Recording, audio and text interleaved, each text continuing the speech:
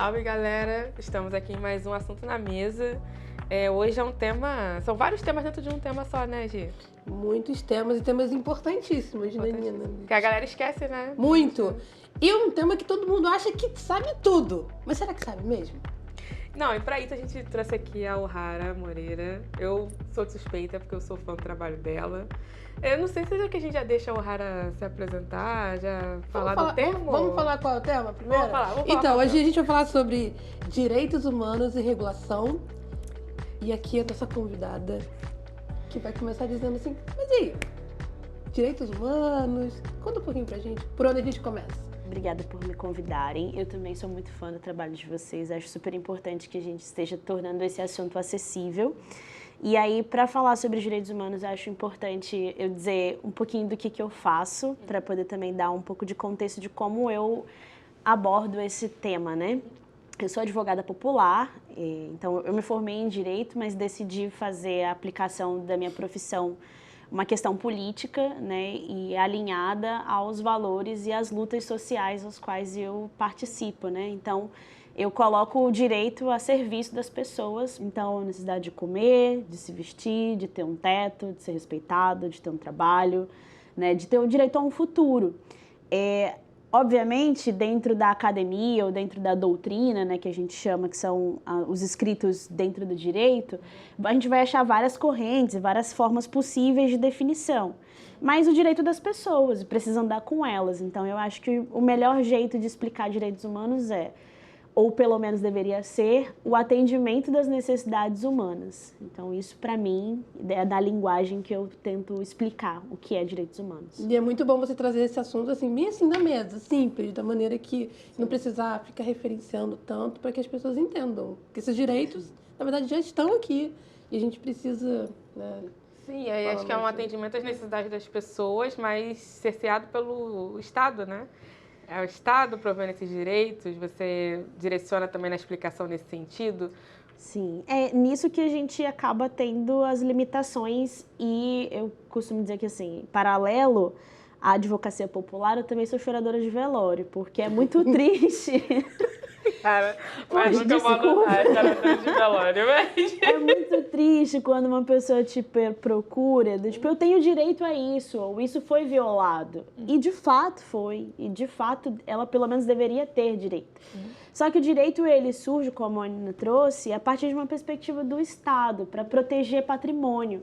Não é para proteger as nossas vidas, né, de pessoas como nós, pessoas negras, pessoas indígenas, LGBTQIA+. Então, eu, né, brinco com isso, que parte também do meu trabalho é de acolher uma frustração e uma tristeza que é justamente do encontro do direito humano, da necessidade humana com o Estado, ter a limitação daquilo que é possível ou não ser feito, ou de entender que o direito, às vezes, ele vai atender quem é mais forte, e não necessariamente proteger quem está, de fato, vulnerável nessa situação. Queria puxar essa história do poder, né? Quando a gente fala de IA, poder vem com tudo. E como nosso tema, né, sempre centrado na inteligência artificial, eu queria saber de você como é que você está vendo esse movimento de IA, né? Porque a gente sabe que não é de hoje. Então, as pessoas estão começando a achar que IA está em todo lugar por conta de ferramentas como o ChatGPT, mas essas violações de direitos já vêm de muito antes com outras aplicações de inteligência artificial. Me conta um pouquinho do seu envolvimento com inteligência artificial. Sim, vamos lá. Meu interesse por tecnologia, ele surgiu, eu tinha 14 para 15 anos, mais ou menos, foi bem cedo. Eu fiz parte de um PIC Júnior, né, que é um programa de iniciação científica, que trabalhava com redes neurais e análise pluviométrica. E aí, parece, né, um palavrão, mas basicamente eu morava numa região cafeicultora, né, no interior do Espírito Santo, e a gente precisava entender o comportamento das chuvas. Então, a gente alimentava um sistema computacional com dados de um pluviômetro, que era, na verdade, um potinho que ficava do lado de fora, enfim, a gente ia marcando ali nos milímetros a quantidade de chuva. E aí, desde então, eu trabalho de alguma forma com tecnologia, mas dentro do direito, em 2015, mais ou menos, 2016, eu comecei a trabalhar numa plataforma de conciliação online, onde as pessoas iam resolver problemas de consumo e tudo mais. E avançando, eu fui finalmente trabalhar dentro de um escritório, trabalhei por algumas big techs, aí foi onde começou toda a discussão sobre Lei Geral de Proteção de Dados. E é assim que eu passei a me inserir nesse assunto, como primeiro, né, atendendo empresas, e posteriormente eu fui trabalhar na sociedade civil com pesquisa e com articulação social. Então, tentando já traduzir esses assuntos mais complexos para uma linguagem mais simples, porque como você falou, né, uma forma de exercer o poder é você dificultar o acesso. Então, muitos termos que a gente trata dentro da inteligência artificial, das tecnologias digitais, eles são inacessíveis para a gente. Então, hoje, uma das formas, né, de organização do poder dentro da inteligência artificial é fazer com que as pessoas não se sintam aptas para conversar a respeito disso, ou achem que não sabem o suficiente, ou que deveriam estudar mais, ou que é tudo muito difícil mesmo essas coisas de computador. Quando, na verdade, o que acontece? Quem era dono da tecnologia antes e que tinha o poder da tecnologia antes, continua sendo o mesmo agora. E a Nina, melhor do que ninguém pode explicar, que um algoritmo é um jeito de processar informação. Só que as informações que são processadas são as nossas informações. Então, a gente de forma alguma deve sair do espaço de discussão ou se sentir desempoderado nessa discussão, quando no final das contas, se para a inteligência artificial funcionar precisa da minha informação, eu tenho que estar nessa discussão. Eu tenho poder o suficiente para estar aqui. Não, e participar dessa discussão é um direito, né? O direito, como cidadão, você tem que participar da discussão, tem que saber o que está acontecendo com os seus dados, com a sua pessoa no digital.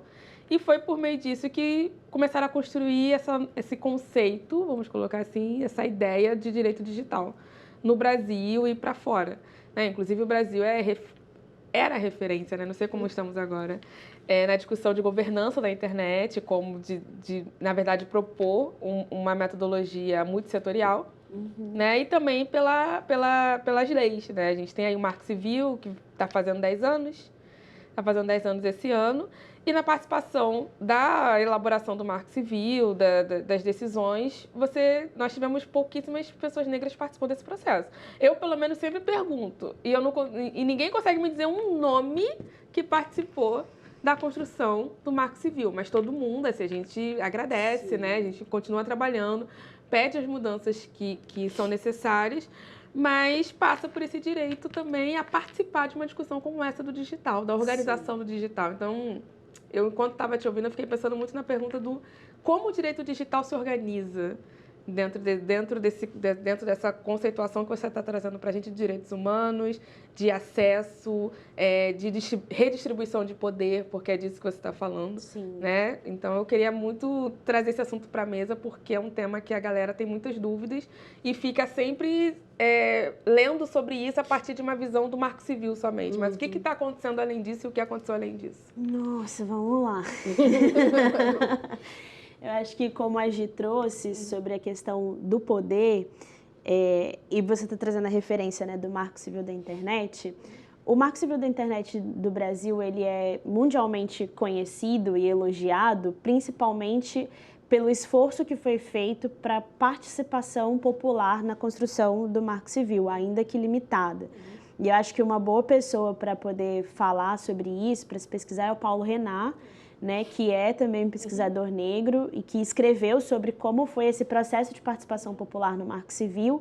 E uma diferença dos 10 anos atrás para agora é que, assim, o Marco Civil ele foi construído a partir do diálogo principalmente com a cultura, quando o Gilberto Gil era ministro, né, e a gente tinha os pontos de cultura, que também estimulavam, né, a produção a partir das tecnologias digitais. Então, a gente teve uma profusão de pensamento muito diversa naquela época, e que agora, justamente por essas conformações de poder, e aí vocês me interrompam, por favor, se... Que agora está invisibilizado isso, né? Exato. Porque não chamam essas pessoas para dizer que elas estavam lá tomando a decisão junto. Porque não é mesmo. Acho que o direito ele vai ser a forma escrita dos acordos econômicos e políticos. Né? E aí, quem faz esses acordos? Quem senta na mesa? Não somos nós. E aí, justamente por isso também a linguagem fica muito difícil de entender. Mas eu fui estudar regulação justamente porque eu queria compreender esses incômodos, os mesmos que você tem, que eu falava assim, tá, as decisões estão sendo tomadas, mas a gente não está participando e no final das contas nós somos sempre os maiores afetados, né, por isso. E dentro da regulação,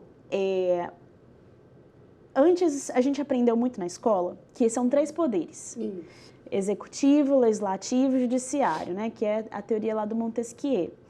O Montesquieu, ele inclusive era jurista, né, e aí a gente elege o executivo, a gente elege o legislativo, mas a gente não elege o judiciário. Por que será?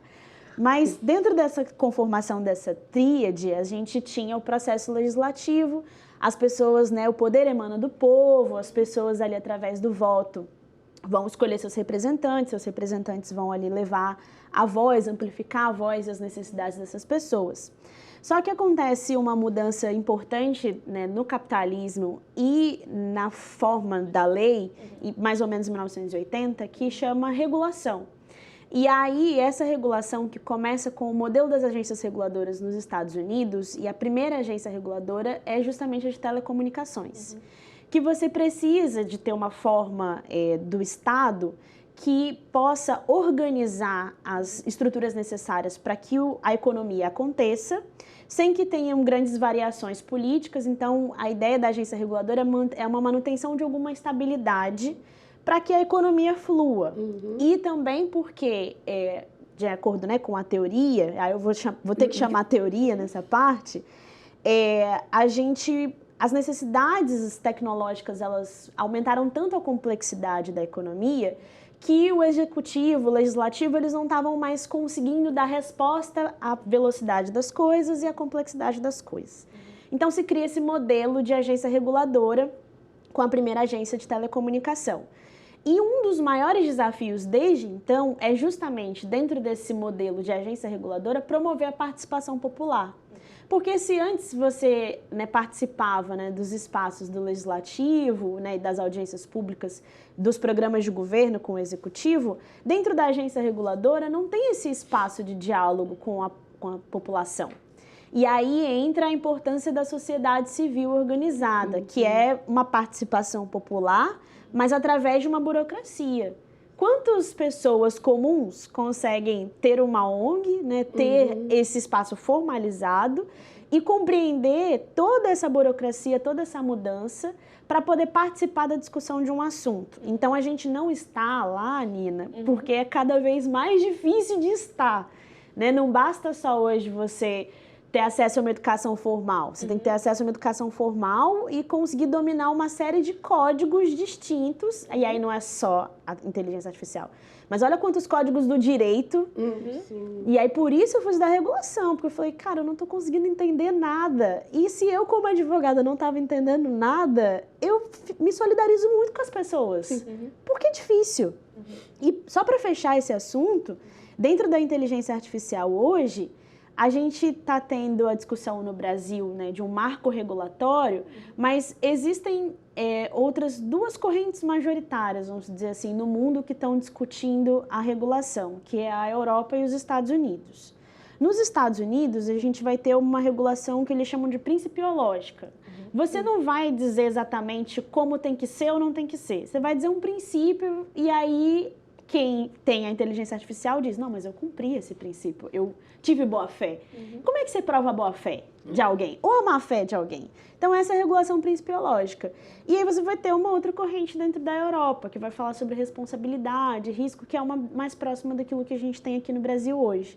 E por isso que está tão sério, porque a gente quer aqui no Brasil, de alguma forma, responsabilizar quem desenvolve, quem usa, né, e quem fabrica, enfim, todas as pessoas que estão, e principalmente as empresas, né, que estão envolvidas dentro da produção da inteligência artificial, a gente quer responsabilizar ela pelos riscos sistêmicos que esses sistemas geram pra gente.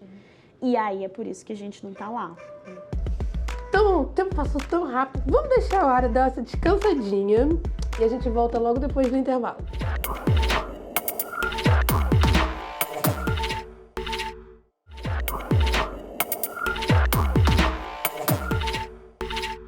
Bom, Bom, galera, voltamos aqui. O O'Hara já descansou, hoje também aproveitou para descansar. A gente vai direto pro quadro para ficar de olho, para todo mundo acordar. A gente precisa ficar de olho no fato de que as inteligências artificiais não são realmente inteligentes, né? E tem uma coisa complicada que elas enganam a gente, por exemplo, o ChatGPT e outras ferramentas que geram texto, porque a estrutura do texto que elas geram é muito correta. Então, a gente é levado, induzido a achar que aquilo é uma verdade factual. Mas, gente, aquilo é um mecanismo algorítmico de prever quais seriam as sequências possíveis e mais prováveis de uma frase. Ela não pensa realmente como um ser humano, ela não entende o que ela está criando ou gerando, né? Então, a gente sempre tem que tomar cuidado para verificar o que está sendo entregue para a gente na forma de um texto, né? Porque aquilo nem sempre vai ser verdade, né? Muitas vezes a inteligência artificial inventa uma coisa que parece muito verdadeira, muito plausível, mas é completamente inventada. Então, a dica é sempre chequem o conteúdo que está sendo gerado pelas inteligências artificiais. Então, a gente saiu ali para o break falando de riscos. Mariana trouxe a questão da veracidade, das pessoas acreditarem ou não na máquina, né? Quando a gente está falando de risco, a gente não está falando de máquina, não, né? A gente está falando de gente, não é isso? Objetivamente, né? Eu acho que eu não sou muito da matemática, não. Mas o risco, ele pode ser descrito como a probabilidade de algo acontecer. Então, o que é um risco? Quais são as probabilidades de coisas acontecerem com a inteligência artificial?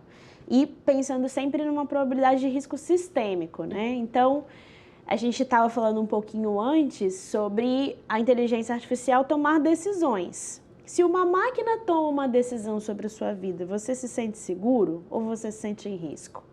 Ou quais são os riscos de uma máquina tomar a decisão, por exemplo, sobre quem vai ser ou não empregado, ou sobre quem vai ser preso ou não vai ser preso, quem deve ou não ser abordado pela polícia. Então, a inteligência artificial, ela tem um dono, ela cumpre um propósito e dentro disso existe um conjunto de coisas que podem acontecer e geralmente a gente vê sempre nas propagandas que são coisas boas, mas na pele, né, como você está trazendo, que são pessoas, no final das contas, a gente sabe que tem muitos riscos à nossa integridade, a coisas que são importantes para a gente da nossa necessidade, né? Aí já vem a questão do direito humano. Exato, então, se uma máquina está tomando uma decisão, as pessoas sabem. A gente não precisa tornar o assunto difícil, complicado. Se uma máquina tomar uma decisão sobre a sua vida, pense nos riscos que você pode sofrer a respeito dessa máquina. Complicado. Para a inteligência artificial existir, gente, vamos lá, é um robô. Você puxou o robô da tomada, ele vai funcionar? Né, mas aí aonde que está a grande tomada da inteligência artificial, né? Do processamento dos dados e tudo mais? Para existir esse robô, precisa de mineração para construir os componentes eletrônicos, precisa de energia elétrica, né, que a gente sabe que gera uma série de problemas ambientais, precisa de água para resfriamento, e aí a gente está num momento do mundo em que a água está escassa, e aí a gente vai gastar para resfriar robô, que pode tomar decisões que vão nos afetar de uma forma negativa. Então, tudo isso deve ser entendido como um risco sistêmico da inteligência artificial. Na mineração, o trabalho análogo à escravidão, né? Que a gente sabe, o mundo, desde que, né, o capitalismo se estruturou, tem uma forma de lidar com as pessoas e com os recursos minerais e com a terra que é de exploração. E isso vai se reproduzir em absolutamente tudo, inclusive explorando as nossas próprias informações, né? Então, usam os nossos dados pessoais para induzir com que a gente compre coisas, faça coisas, enfim, tenha ações, né, em detrimento de benefício de alguém, de alguma empresa, né? E no final das contas nós estamos expostos, sem entender muito bem como essas decisões estão sendo tomadas. Eu acho muito complicado o momento que a gente está vivendo no mundo. E acho que você traz um ponto, além da mineração da discussão, né, está na discussão do G20, da COP30, tudo que o Brasil tem liderado, né, dentro desses temas, e a gente vê a subrepresentatividade de quem fala sobre isso hoje na mídia, né? Acho que é importante todo mundo compreender e ter acesso a essas informações, mas nem todo mundo pode ser o porta-voz dessas informações, principalmente quem não está nesses territórios, né? E que não tem só os dados, mas tem a vivência disso. Mas eu queria puxar o gancho do reconhecimento facial, porque você falou aí do quem está tomando as decisões, né? Quem está construindo essas regras, para poder usar as máquinas na nossa vida. Não estou falando nem no dia a dia, na nossa vida, né? E muitas vezes a gente saber que tem esse algoritmo por detrás, que tem essa construção, que tem essa decisão. E acompanhando o seu trabalho, eu sei que você coordenou, né, a campanha Tire o Meu Rosto da Samira. Você sabe que eu sempre confundo. Mas é um nome toda grande, vez que eu cito, né? é um nome grande. Toda vez Nas que eu cito, redes sociais Meu Rosto Não. Isso, É Meu Rosto pois Não. é, Meu Rosto isso. Não. Nas redes sociais é Meu Rosto Não, eu fico... Resolveu. Você coordenou a campanha junto com outras organizações da sociedade civil, né? Junto com especialistas, conseguiram levar aí tanto para no setor governamental, tiveram os deputados. Eu sei que a Carol Doutora super ajudou lá, colaborou em Curitiba, né? Tivemos aqui no Rio também deputados apoiando. E eu queria que você contasse para a galera sobre a campanha, como é que foi esse processo. O spoiler do prêmio eu não vou dar, vou deixar você trazer, mas eu acho importante as pessoas verem um exemplo concreto do que você chamou de organização civil organizada. Sim, então a campanha ela nasceu da compreensão de que o reconhecimento facial, especialmente no Brasil, né, que tem um histórico de encarceramento em massa da população negra, pobre, né, periférica, especialmente das nossas juventudes, que utilizar reconhecimento facial, que são, né, também podem ser algoritmos de inteligência artificial, que vão classificar as pessoas como suspeitas ou não, né, que vão utilizar as nossas informações biométricas, né, para correlacionar ali dentro do sistema de identificação criminal e então poder levar ao encarceramento. Nasceu então dessa discussão de que no Brasil isso tinha de ser inaceitável, que não haveria uma forma segura de usar, né, o reconhecimento facial para esse tipo de atividade. Então, organizações dentro da coalizão de direitos na rede se juntaram, colocaram esse assunto sob discussão, né? Se é seguro, vamos esperar uma forma segura ou vamos nos posicionar politicamente pelo banimento. E então saiu o banimento. E aí eu coordenei a campanha por quase 2 anos, né? E a gente teve um trabalho intenso de juntar essas organizações que tinham já os seus trabalhos específicos sobre o reconhecimento facial. Então, a gente tem organização que faz pesquisa como o Panóptico, né, que monitora a adoção das tecnologias de reconhecimento facial. A gente tem o LAPIN, que é o Laboratório, né, de Políticas Públicas e Internet, que tem relatórios muito importantes sobre como essas tecnologias foram adotadas, né, dentro dos estados e dos municípios.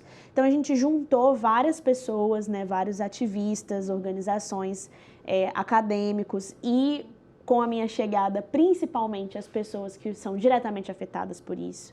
Né? Então, a gente teve uma interface de diálogo muito importante com os movimentos sociais, porque é isso, a luta social é uma luta que ela já vem de muito tempo, ela é uma luta histórica, pela liberdade, pelo reconhecimento da nossa humanidade enquanto pessoas negras. E a gente juntou todo mundo em prol de um objetivo comum, que era banir o reconhecimento facial da segurança pública aqui no Brasil.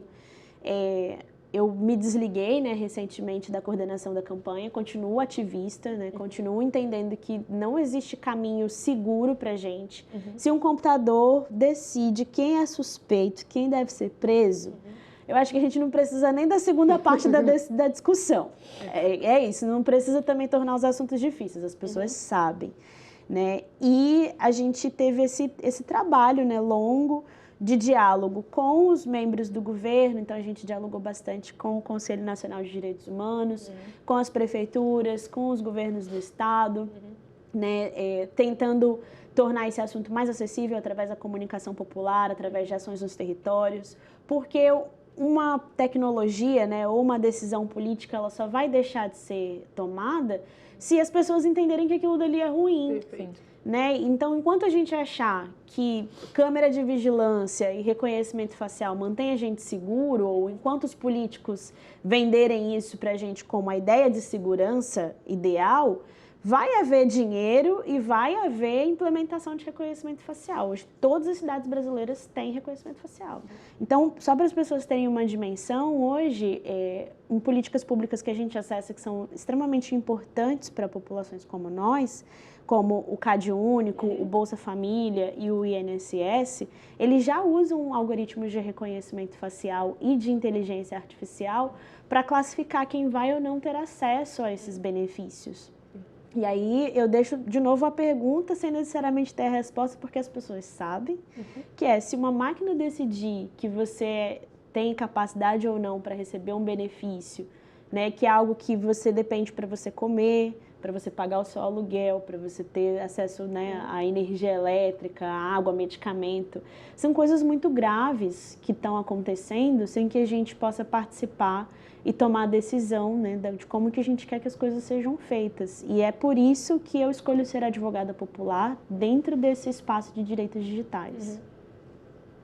Ainda bem que temos você, apesar Obrigada. apesar de você ter falado sobre essa questão.